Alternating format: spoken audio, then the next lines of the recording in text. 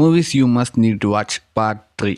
ഇപ്പോഴത്തെ മൂവീസിലെ കോമഡീസ് ഒന്നും നിങ്ങൾക്ക് അത്രയ്ക്ക് എൻജോയ് ചെയ്യാൻ പറ്റുന്നില്ലേ? എന്നാൽ നിങ്ങൾക്ക് ഈ ഒരു മൂവീനെ സജസ്റ്റ് ചെയ്യാനാണ് ഞാൻ ഇപ്പോൾ വന്നേക്കുന്നത്. മൂവിയുടെ പേര് മനു അങ്കിൾ എന്നാണ്. നായകൻ മമ്മൂട്ടിയാണെന്നുണ്ടെങ്കിലും കഥയും കഥാപശ്ചാത്തലവും നീങ്ങുന്നത് കുറച്ച് കുട്ടികളുടെ ബേസിലാണ്. ലോജിക്ക് നോക്കാതെ ഇരുന്ന് കാണാൻ പറ്റുമെന്നുണ്ടെങ്കിൽ നിങ്ങൾക്ക് പൊട്ടിച്ചിരി തരുന്ന, വെറും ചിരിയല്ല പൊട്ടിച്ചിരി തരുന്ന one of the best movie ആയിരിക്കും മനു അങ്കിൾ. വെട്ടം പോലെ തന്നെ ഈ പടത്തിൻ്റെ fun factor and peak comedy എവിടെയാണ് ഇരിക്കുന്നതെന്ന് വെച്ച് കഴിഞ്ഞാൽ ഇതിൻ്റെ ക്ലൈമാക്സിലാണ്. വെട്ടം എന്ന മൂവിയിൽ ഒരു കലാശക്കൊട്ട് പോലെയാണ് അതിൻ്റെ ക്ലൈമാക്സ്. വെട്ടത്തിൽ ക്ലൈമാക്സിൽ ആ സിനിമയിലുള്ള ഹോൾ കാസ്റ്റും ആ ഒരു സ്ഥലത്തെത്തുന്നുണ്ട്. അതേപോലെ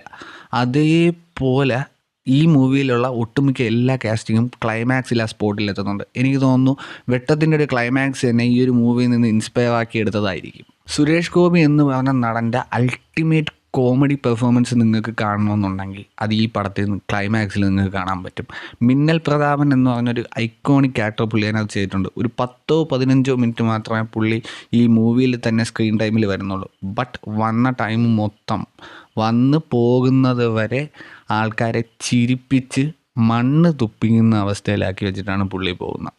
ഈ പടത്തിൽ മിന്നൽ പ്രതാപൻ എന്ന് പറഞ്ഞ ക്യാരക്ടർ ചെയ്യാനായിട്ട് ആക്ച്വലി സുരേഷ് ഗോപി അല്ലായിരുന്നു ഫിക്സ് ചെയ്തിരുന്ന ആളിന് എത്താൻ പറ്റാതാവുകയും ആ സമയത്ത് യാദൃശ്ചികമായിട്ട് എങ്ങനെയോ സുരേഷ് ഗോപി സിനിമ സെറ്റിലെത്തുകയും അങ്ങനെ പെട്ടെന്ന് എടുത്ത തീരുമാനത്തിൽ പുള്ളിയെ കാസ്റ്റ് ചെയ്യുകയും ചെയ്യുകയാണ് ചെയ്തത്. കാസ്റ്റിംഗ് ഈ പടം കണ്ടിട്ടുള്ള എല്ലാവർക്കും എന്നും ആ ക്യാരക്ടറിനെ ഓർത്തിരിക്കാൻ പറ്റുന്ന രീതിയിലാണ് സുരേഷ് ഗോപി അത് ചെയ്തു വെച്ചിട്ടുള്ളത്.